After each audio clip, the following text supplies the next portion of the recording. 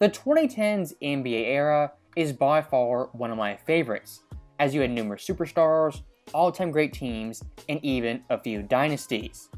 Now, when talking about the 2010s decade, it's a decade I am very familiar with, and recently I have seen tons and tons of revisionist history about this era and who is the quote-unquote MVP of this decade.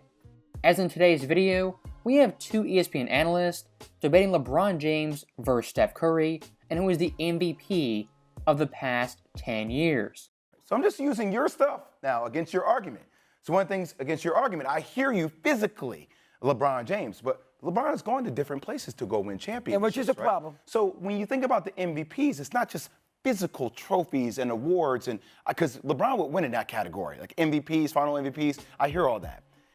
So stopping Jay Williams right there, this overall point he started out with was completely ludicrous, as things like championships, accolades, individual awards 100% matter when crowning a player the MVP of a decade. As looking at LeBron James, his overall accomplishments exceed Steph Curry, winning a total of 4 MVPs, including 3 in the NBA Finals, with 2016 being one of the best of all time. In addition to that, he made 6 straight finals from 2013 till 2018. And by far his most impressive feat is that for 10 straight years, he was a member of the NBA's All-NBA team.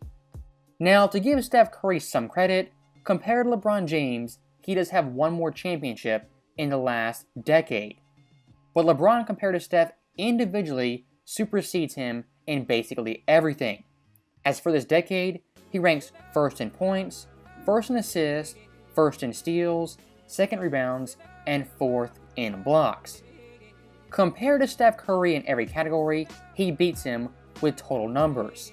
And looking at the averages, LeBron for the past decade has averaged 29, 9, and 8 with 2 steals and 1 block.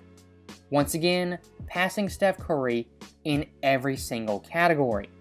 And if you really want to get serious, looking at each individual season, LeBron back in 2013 was clearly better than Steph, winning MVP, the championship, Finals MVP, and being second in Defensive Player of the Year. Looking at 2014 once again, at that point Steph Curry was largely unknown, with LeBron making the NBA Finals. Now looking at 2015, we have their first Finals matchup, where LeBron versus Steph Curry averaged 35 with a lackluster and injured team. Yes, Steph Curry won, but for this series, it was unquestioned LeBron James was the better overall player. And looking at 2016, LeBron's first championship in Cleveland, he beat Steph and the Warriors who won 73 games and came back from a 3-1 deficit. Looking at Cavs Warriors 3.0 in 2017, LeBron in that series averaged a 34-point triple-double and was the best player in the series, outplaying Steph as well as Kevin Durant. And for 2018, he had an historic postseason run where once again he was better than Steph, averaging 34, 9, and 9 en route to making the finals. Now looking at 2019, LeBron James that year, he was hurt and missed the playoffs, so by default Steph Curry had the better overall season. But in 2020, LeBron bounced back big time, led the NBA in assists, and led LA to a championship. And looking past 2020, you could say Steph Curry in 21 and 22 was the better overall player. But with that being said, for 7 solid years LeBron James was better than Steph Curry in the LeBron James era. You see, Stephen Curry is a gravitational force on the basketball court, right? With their continuity, the way they play innovatively, like he has changed the geometry of how we see basketball, right? So I equate this as a little kid in the 90s. I used to wear a leg sleeve. Had nothing wrong with my leg, but I wanted to be like Mike, trying to dunk the ball from the free throw line, right? Tongue out, all that stuff. Now when I drive by the park, I see kids shooting the ball from half court. I actually see a new wave ushered into the NBA. Trae Young, other players, smaller, playing that style of basketball. Now, Jay Williams right here makes a damn good case why Steph Curry is more influential than LeBron James. But with that being said, the overall argument and debate is not more influential, it's the better player and the quote-unquote MVP of the decade. For example, someone like Allen Iverson had immense impact for the culture as well as the game back in the 2000s. I would not say Allen Iverson was the MVP of the 2000s or a better player than someone like Kobe. And looking at LeBron's overall impact, I think this aspect of his career is highly underrated. As at his peak and absolute prime, he was a blend of Magic, Scottie Pippen, and Grant Hill all blended into one. And largely because LeBron James, his overall stature, positions became obsolete and secondary for a basketball team. As back in Miami, he was a defensive force, guarding 1 through 4, and if he had to, could play the 5. And fast forward to present day, at age 38, is playing point center, averaging 30, with Anthony Davis watching on the bench. And I do want to double down on one thing.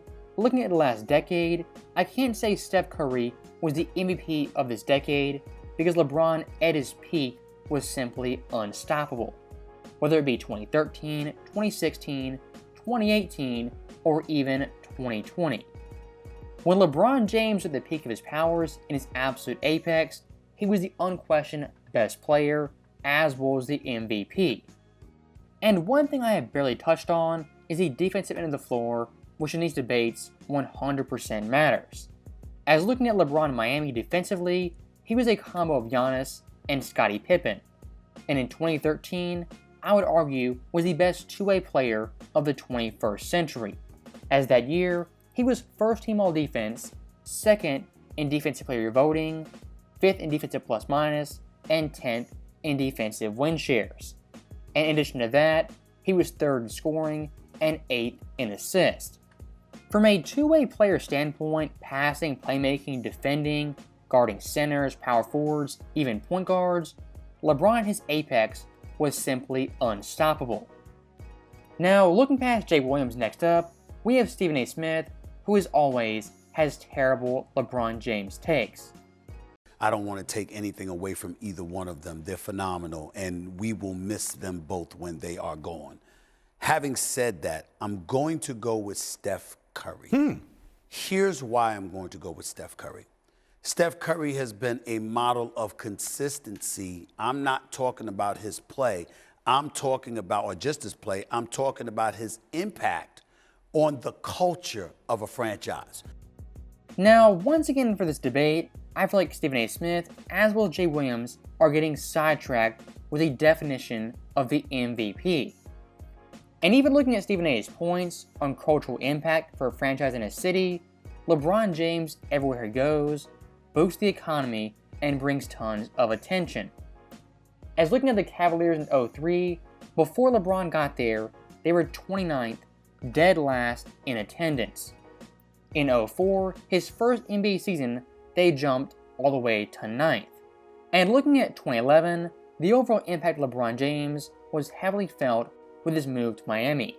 As in Cleveland, there was an estimated $495 million impacted because of that decision on their economy, their vendors, as well as stores. And for the stadium, it involved tickets, merchandise, food, etc. And looking at the Cavs' overall franchise, back in 2010, they were worth $476 million, but after LeBron left, that fell to $355. And in 2018, it is estimated after LeBron left, the overall economy lost $300 million. My overall point being, LeBron on and off the court was carrying Cleveland in multiple ways. You don't have all of that drama with Steph Curry. Steph Curry get on the court, and the babyface assassin is the babyface assassin. The face of the franchise is the face of the franchise. The leader of the franchise is the leader of the franchise. He's been a model of consistency from a culture standpoint that allows you as a franchise to strive to build around him because you don't have to worry about whether he's coming and going. That is ultimately what I think this question entails. In my mind, that's why I give a slight edge to Steph Curry. Now, that right there from Stephen A. Smith was a lot of word salad. But one point he did make that is valid is that when you play with LeBron James as a teammate, it demands a lot of you, and the media circus surrounding him can 100% burn you out. With that being said, when it comes to winning a championship, for most teams, that is the price. And for LeBron James, everywhere he's gone, he's delivered at least one title. And when Stephen A. Smith brings up consistency, the player I think first off is LeBron James. As for the past decade, at minimum, he's averaged 25 points, 6 boards, 6 assists on no lower than 48% shooting. And from a winning perspective and being consistent, LeBron making 7 straight finals is the very definition of being consistent. I'm gonna make another case tied to this. It's both of them. Just like it was Bird and Magic. And we both have had discussions with those guys enough to know that they believe it's both of them. If you try to say the Magic is you, he goes, no, it was Larry and me, it was together. So I'll give Boban some credit. That analogy was definitely pretty good, saying LeBron and Curry are like Bird and Magic. But in my view, the overall comparison LeBron and Curry is more like MJ and Hakeem. As back in the 90s, MJ was always viewed as the best player and the clear number 1 of the 90s, compared to Hakeem, much like Steph, was the clear number 2 who also won a couple of rings. And like I said earlier, LeBron James in the early 2010s, the mid 2010s, even the late 2010s was better than Steph Curry. It wasn't until 2021-22 that Steph finally surpassed LeBron James as the better overall player. When choosing an MVP of a decade, things like that 100% matter. And to restate my point, Steph Curry vs. LeBron isn't Bird vs. Magic, it's more MJ vs. Hakeem. And if I haven't been clear, LeBron definitively is the MVP of the past decade. So, as always, thank you guys for watching, hope you enjoyed it. I'll see you guys next time.